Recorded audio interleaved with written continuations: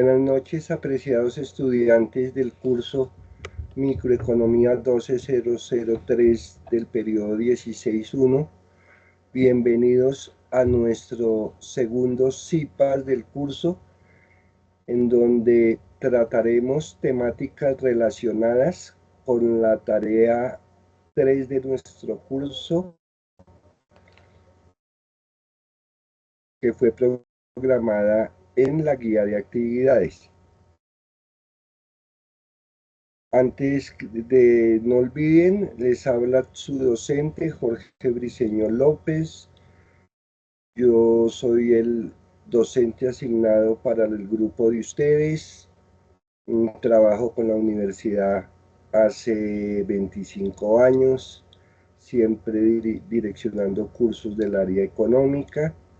Yo soy economista, especialista en gerencia, con un MBA y un doctorado en administración.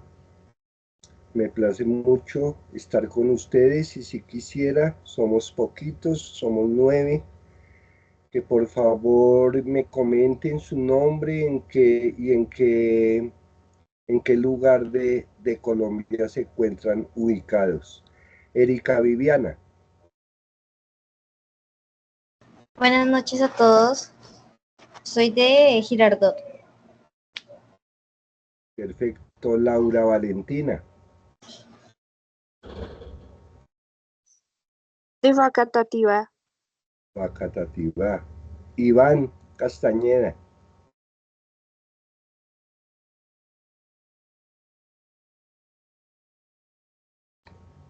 Erika Viviana. Buenas noches, profesor. Buenas noches. Ay, ¿cuál Viviana? Yo creo que dos. Viviana Rodríguez sería. Sí, Erika Viviana Rodríguez. Soy yo. Buenas noches para todos. Buenas noches, profesor. ¿Dónde estás ubicada, Erika? En Soacha, profesor. Cundinamarca. Edwin Esteban.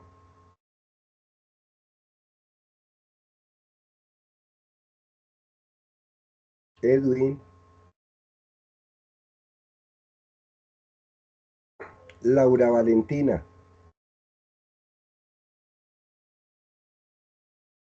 Ya, tutor, ya respondí que aquí en Facatativá. Perfecto. Juliet Viviana.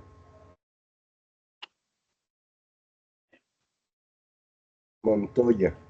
Buenas noches, desde Madrid, Cundinamarca. Perfecto. Y Laura María Conde. Muy buenas noches, desde Ibagué. Perfecto. Edwin, ¿ya estás? Buenas noches, profe y compañeros. Sí, señor, desde Sesquilé, Cundinamarca. Esquilé. Todos son de la zona centro de Bogotá, Cundinamarca. ¿Iván ya se encuentra?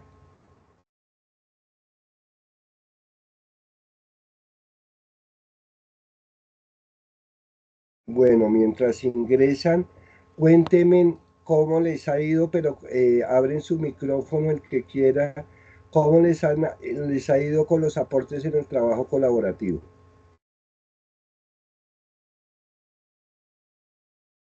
Buenas noches, doctor. Esto de mi parte, en mi grupo solamente ha hecho aporte un solo compañero. Yo aún sigo realizando mi matriz de DOFA. Y de resto, otra compañera hemos creado un grupo y solamente estamos 2 compañeros. De los 4 que seríamos, bueno, de los 5, perdón, solamente hay 3 iniciándose el trabajo, faltarían 2 compañeros. Y en la tarea anterior, la tarea número 2, hubo una compañera que no presentó aportes para nada y nunca se presentó con nosotros. Y en ese aún tampoco ha hecho aportes. Sí, eso pasó en varios grupos y de lo que me habla Erika es muy importante. Lo de la creación de los grupos de WhatsApp me parece excelente. Pero no olviden que lo importante es que esos aportes, ¿cierto?, sobre todas las actividades que están propuestas en la guía de actividades queden registrados en el foro de trabajo colaborativo. Hubo compañeros que llegaron y se cerró la actividad, ¿qué hace uno? Revisa la participación en el foro. Resulta que no participó, pues si no participó, pues no, la nota pues es que no estuvo.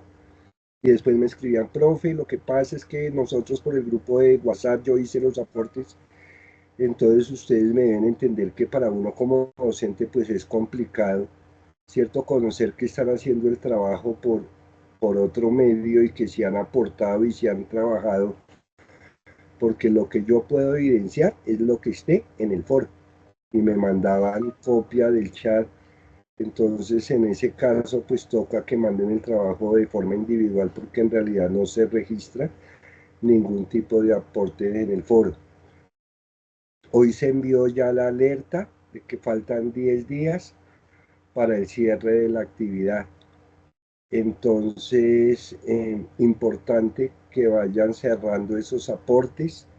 Lo que son aportes individuales, yo los retroalimento, lo de la matriz y los ejemplos que dan sobre el tema que hayan escogido. Y el trabajo colaborativo, pues ese sí lo realizan, completan esas preguntas y cuando ya llegue el momento, cuando ya suban el grupo de su trabajo por el entorno de evaluación, entonces cuando cierre la actividad y se inicie la calificación, entonces por ese medio se retroalimenta. Tutor, una ¿Alguna? pregunta Sí, respecto a las dígame. matrices de DOFA, ¿esas se pueden realizar por Canva? Ustedes la pueden hacer como ustedes quieran. Para eso no hay ningún lineamiento, simplemente presentar la matriz. Ah, listo, profe, muchas gracias.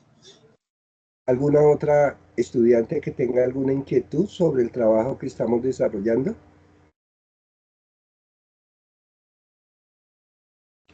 Buenas noches, profesor. Yo tengo una duda con respecto a las preguntas. Esas preguntas, la respuesta la tiene que dar cada integrante del grupo o es una sola respuesta que socialicemos entre No, todos.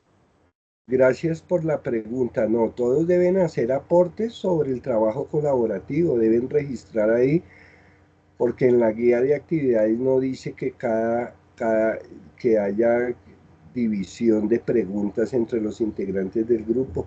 Cada uno hace su aporte de acuerdo a la bibliografía que leyó sobre el tema y lo que entendió, hace su aporte y se trata de eso. Si alguien tiene la solución a una respuesta diferente, pues cada uno va argumentando y ustedes mismos van mirando. Por eso no es de contestar por contestar, sino siempre ubiquen la bibliografía que tiene relación con esa pregunta para que ustedes estén más seguros, ¿de acuerdo? Sí, señor, gracias. Listo, voy a compartir la presentación.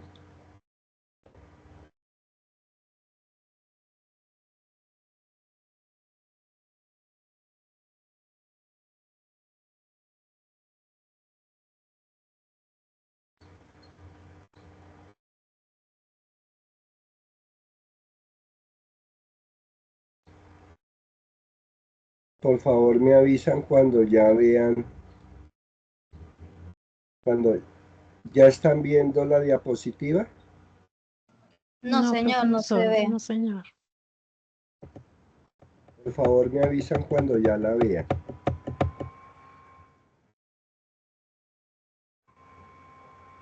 ¿Todavía no? No, señor. Profesor.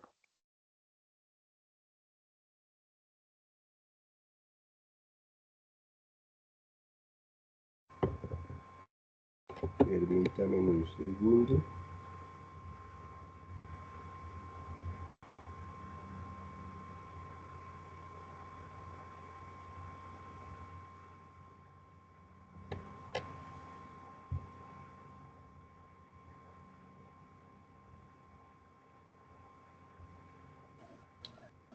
Ya ahora sí se ve la pantalla, profe. Perfecto. Bueno, entonces, como les digo, este es el segundo CIPAS del curso Microeconomía 120003. Es este trabajo de la tarea 3, ustedes los que participaron en la web conference sobre este tema se dieron cuenta que es prácticamente una aplicación para la teoría del mercado. Y por eso es importante iniciar, para que puedan entender los temas que se desarrollan en esta tarea 3, acordándonos bien de las leyes de oferta y demanda, ¿cierto? Que son las dos leyes importantes que regulan el mercado. Acordémonos que la ley de la demanda se refiere a la cantidad de bienes y servicios que nosotros como consumidores estamos dispuestos a comprar, a adquirir o demandar a un determinado nivel de precio. Recordémonos que una curva de demanda siempre se diseña en un plano cartesiano, colocando en el eje de las X las cantidades demandadas y en el eje de la Y el precio. Que esta curva de demanda siempre tiene pendiente negativa. ¿Y por qué tiene pendiente negativa? Porque hay una relación inversa entre los precios y las cantidades demandadas. Ahí en el ejemplo se da, es el precio y cantidad de una bebida. En la medida que el precio disminuye, ¿cierto?, la cantidad de consumo de esa bebida aumenta. Por eso es importante tener en cuenta del por qué esa relación inversa entre los precios y cantidades demandadas y del por qué la curva de demanda tiene pendiente negativa. Hay ocasiones en que nuestra curva de demanda como consumidores se desplaza hacia la derecha o hacia la izquierda de la curva original. ¿Y esto a qué se debe? De que en toda nuestra curva de demanda se desplace de la curva original debido a tres circunstancias. Primero, a la variación en los gustos o preferencias de los consumidores. ¿Qué es esto? Si nosotros en el momento estamos demandando de un producto determinada cantidad, pero resulta que la moda, el gusto del consumidor cambia, nuestra curva de demanda se desplaza hacia la derecha. Otro factor que hace que haya ese movimiento de desplazamiento de toda la curva de demanda es la variación en los ingresos de los consumidores.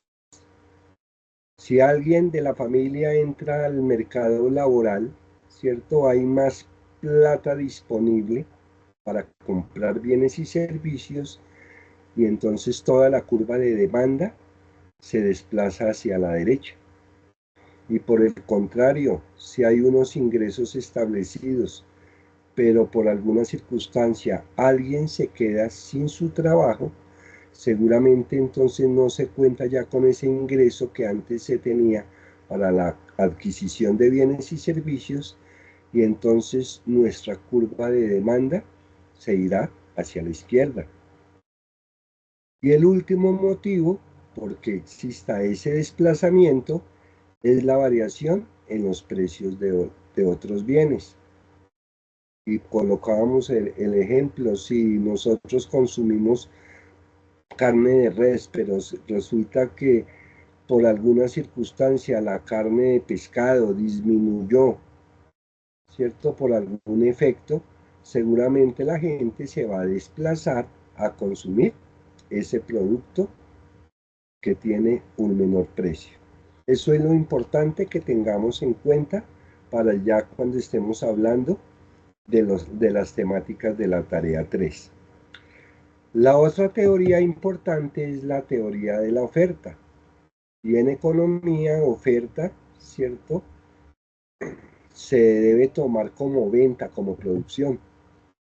¿Y qué nos dice la ley de la oferta, que se refiere también a todos esos bienes y servicios que estamos dispuestos como empresarios a vender, a producir u ofertar a un determinado nivel de precio.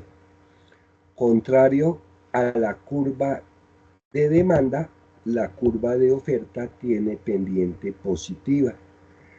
¿Y por qué tiene pendiente positiva? Porque la relación entre el precio y las cantidades ofrecidas es directa. Si aumenta el precio, aumentan las cantidades ofrecidas. Si disminuye el precio, disminuyen las cantidades ofrecidas.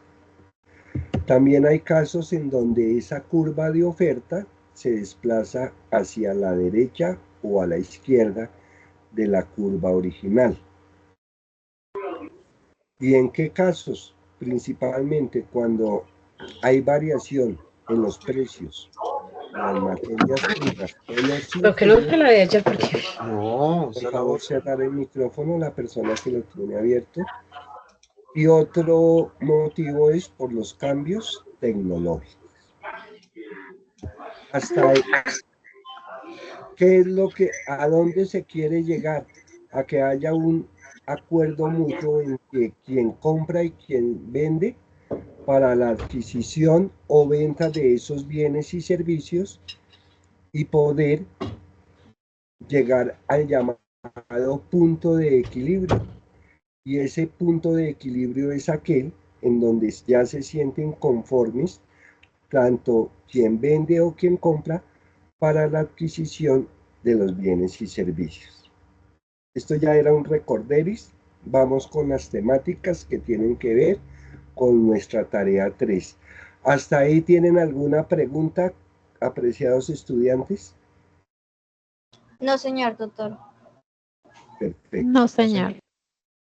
Esto, ya sabemos que gráficamente el punto de equilibrio está determinado por la intersección de las curvas de oferta y demanda.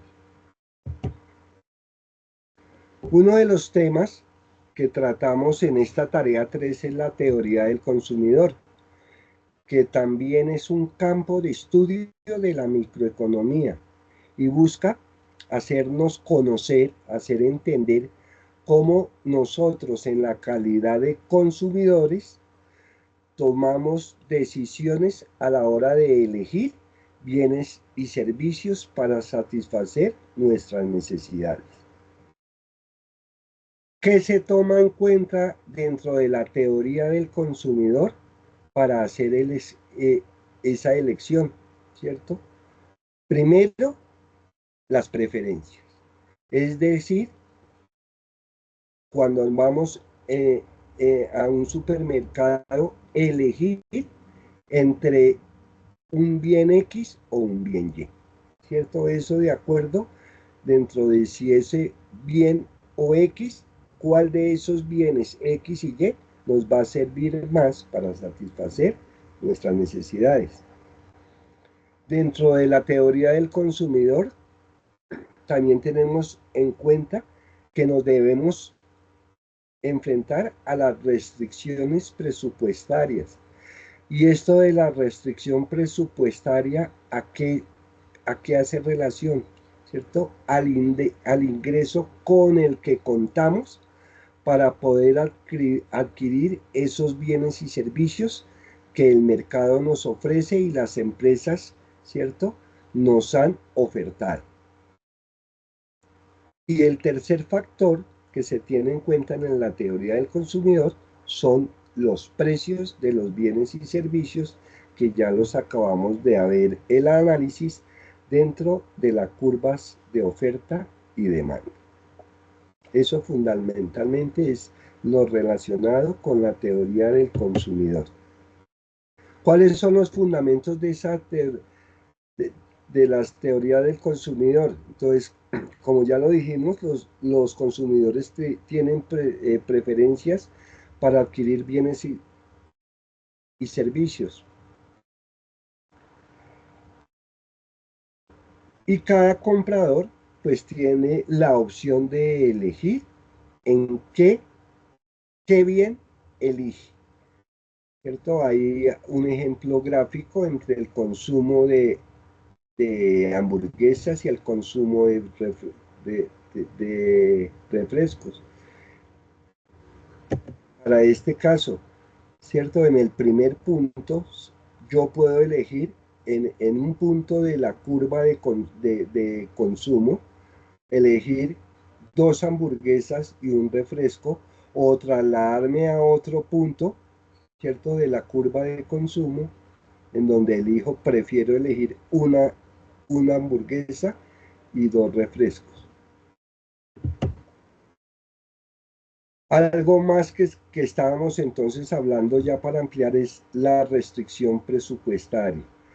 Esa línea KL es el ingreso con el que contamos, y hasta ese ingreso nosotros dentro de ese triángulo podemos disponer de qué bienes vamos a consumir y en qué cantidad. Si consumimos más de un bien, sacrificando el consumo de otro.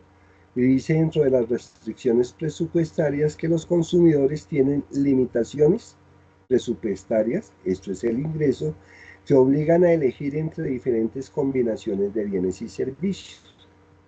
¿Qué es esa restricción presupuestaria entonces?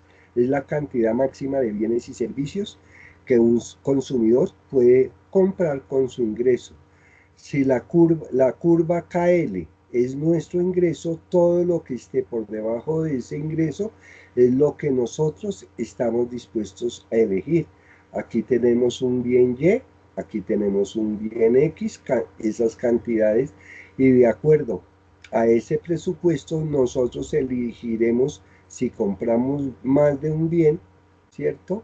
O compramos menos de un bien, con la posibilidad de comprar más del otro. También en la teoría del consumidor se tiene en cuenta la utilidad marginal. ¿Y qué es la utilidad marginal? Es el cambio en la utilidad que un comprador experimenta al consumir una unidad adicional de un bien o servicio. En economía, el término marginal siempre asócienlo al término adicional, ¿cierto? En la medida que nosotros adicionamos más de un bien, ¿cierto? La utilidad marginal tiende a ser menor. Cuando nosotros estamos consumiendo una hamburguesa, tenemos una utilidad completa, ¿cierto? Del 100. Ya para una segunda hamburguesa que vaya a consumir, seguramente ya no nos va a representar tanto esa utilidad, y ya en la medida que aumente ese consumo, seguramente llegará a tener una utilidad cero. También dentro de la teoría del consumidor debemos tener en cuenta las curvas de indiferencia. ¿Y qué son esas curvas de indiferencia? Que lo veíamos cuando la directora hizo la web conference, ¿cierto? Que muestran las diferentes combinaciones de bienes y servicios que nos representan la misma utilidad. Entonces acá hay 2 bienes y servicios, y esta es la utilidad que nos están representando, y esas curvas de indiferencia es en la medida que nosotros le hallemos más utilidad en consumir más de un bien X que un bien Y. Todas estas temáticas están en su bibliografía. Por último, dentro de la teoría del consumidor debemos buscar ese equilibrio del consumidor. ¿Cuál equilibrio? El que nos da la interacción entre compradores y vendedores en el mercado que acabamos de ver en la introducción, ¿cierto? Entonces ahí vemos la curva de demanda, la curva de oferta, ¿cierto? Por encima del punto de equilibrio hay exceso de oferta, por debajo del punto de equilibrio hay exceso de demanda, y tener siempre claro que el punto de equilibrio es el ideal, donde quien vende y quien compra se siente satisfecho con el precio que han determinado por ese bien o servicio.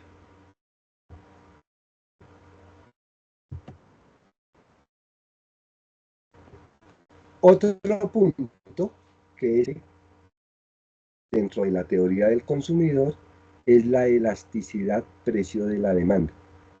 ¿Qué es esto de la elasticidad precio de la demanda?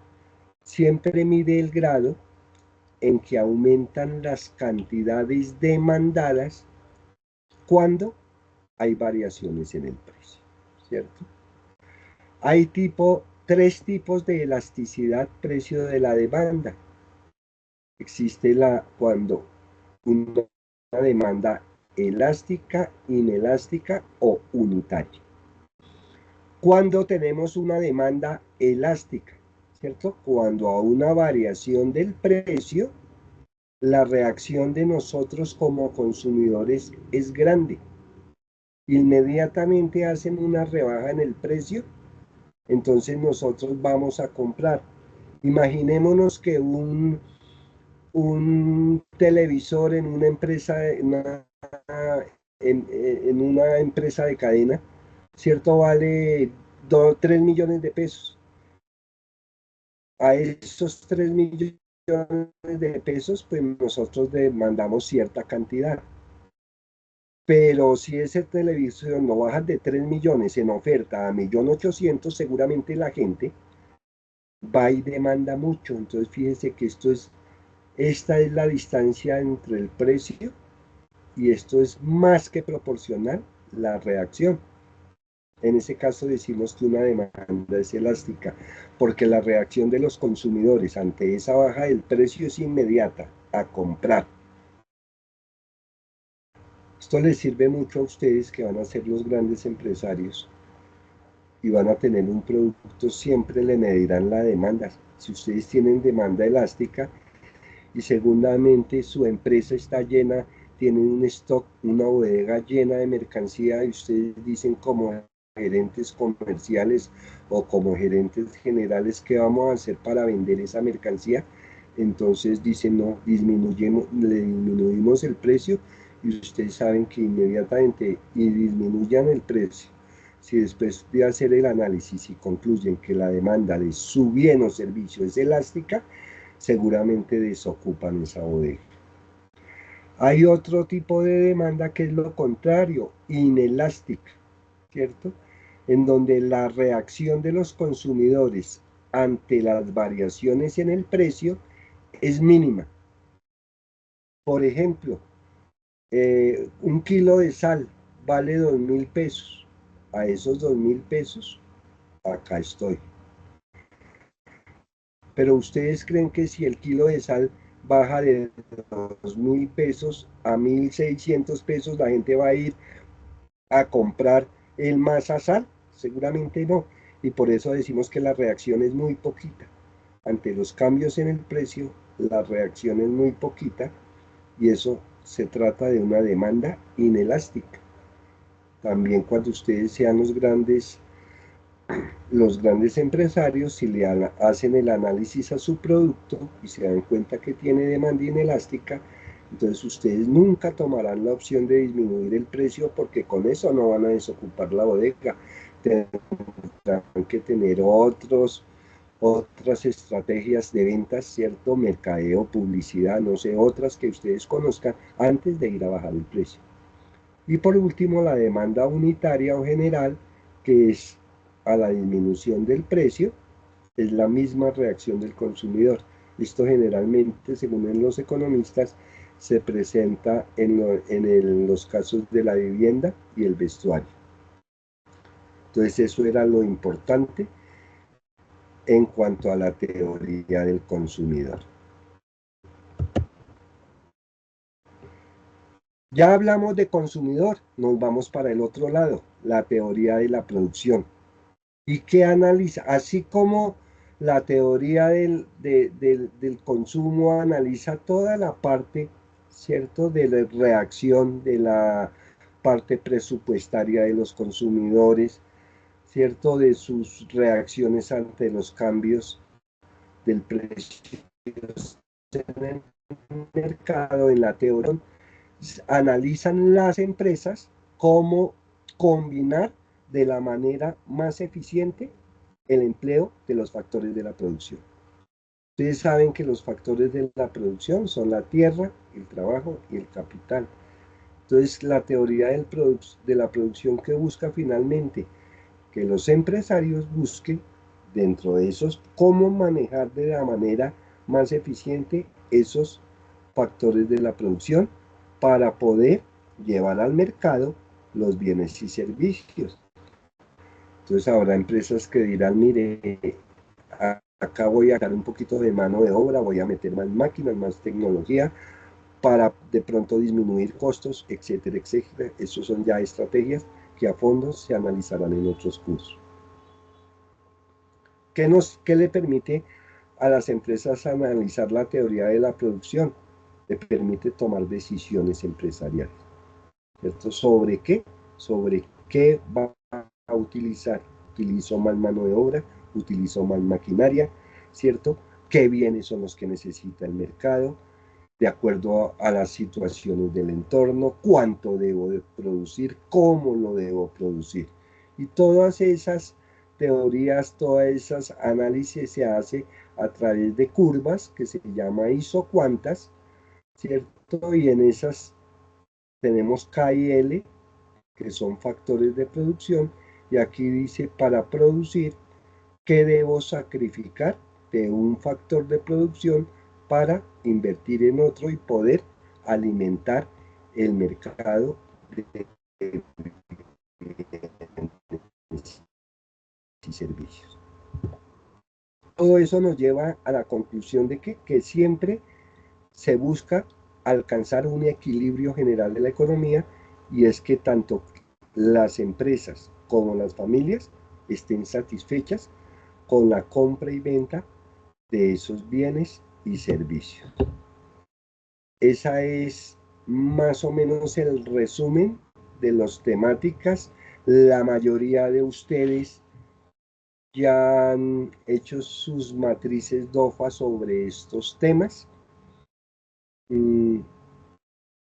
Ya a la mayoría se les retroalimenta máximo en 24 horas. Entonces quisiera escucharlos si tienen alguna inquietud. Con mucho gusto abro el espacio de preguntas.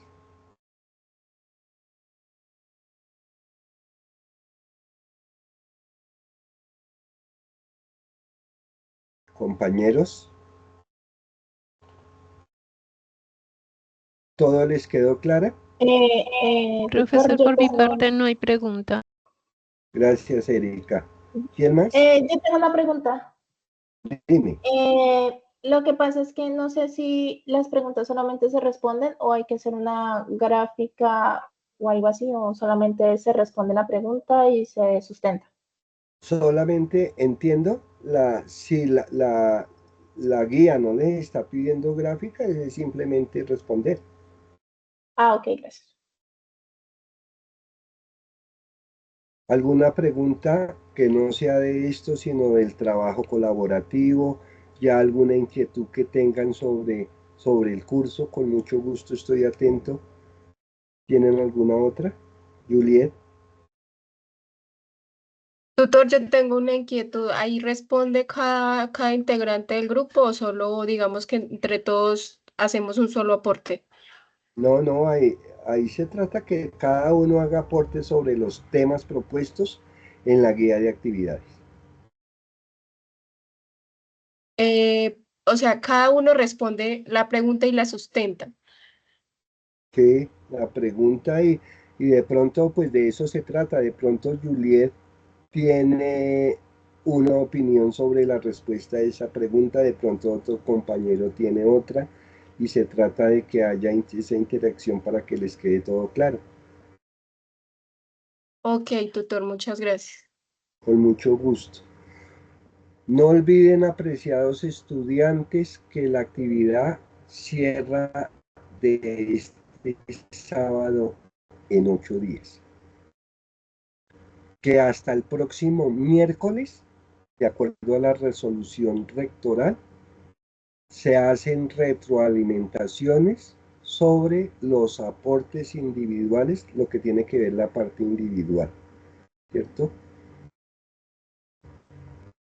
Como esto yo les voy a enviar la grabación, yo creo que en el día de mañana, para las personas que no pudieron asistir, entonces se busca es que traten de consolidar ese trabajo colaborativo antes de la fecha de vencimiento. Si por alguna circunstancia no pueden participar en el foro, los estudiantes pues presentan su trabajo en forma individual, pero ustedes conocen que ahí al finalizar la guía de actividades está la rúbrica de evaluación, se califica de acuerdo a la rúbrica y en esa rúbrica pues habla de participación en el foro.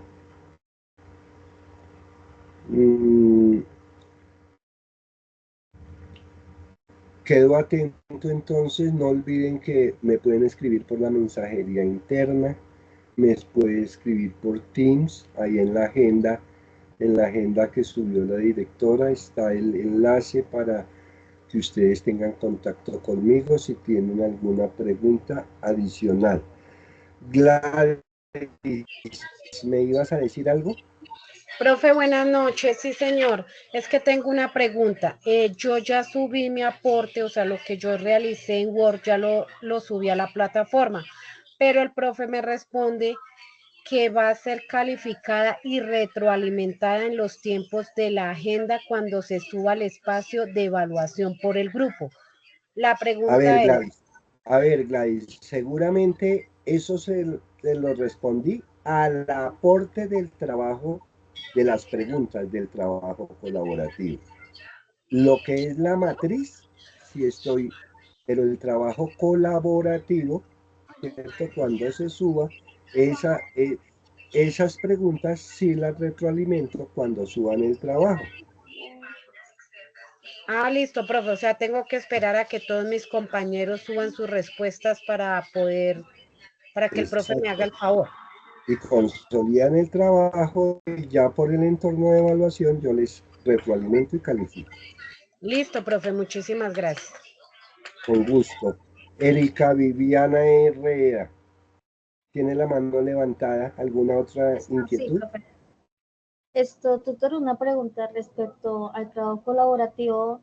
Digamos que entre los 3 compañeros que por el momento somos los únicos que hemos hecho aportes al foro, aunque yo no he hecho la matriz aún, estoy haciéndola aún, no he publicado. El compañero Juan ya realizó la matriz y también hizo avance de las preguntas, y la compañera Daniela, si mal no estoy, también ya hizo la elección de rol. No ha subido la matriz de DOFA ni nada por el estilo, pero pues se está comenzando a realizar eso. Digamos que entre nosotros los 3 adelantamos ya la actividad y faltando 5 días, bueno, sí, faltando 5 días queramos subir la actividad, ¿se puede hacer o no se puede hacer? Si no hay sí, esperar a los otros 2 compañeros. Sí, si no hay participación de los compañeros, y muy buena la pregunta porque también vi en el trabajo pasado, ¿cierto? Que habían compañeros relacionados en el trabajo colaborativo que nunca habían hecho aportes. Solamente deben figurar en la tapa del trabajo, ¿cierto?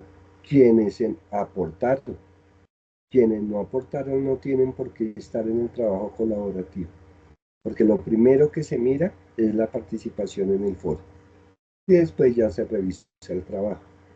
Entonces, muy buena la pregunta. Si solamente participó una persona, pues suba su trabajo de forma individual.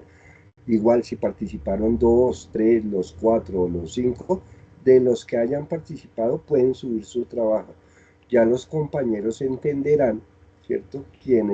Porque hay muchos que llegan sobre el mismo día inclusive o el día anterior, pues los compañeros no se pueden esperar a que ellos ingresen, ya tendrán que subir su trabajo de forma individual y se les calificará por aparte. ¿De acuerdo? Listo, tutor, muchas gracias. Pregunta adicional, apreciados estudiantes, para cerrar esta sesión de CIPAS?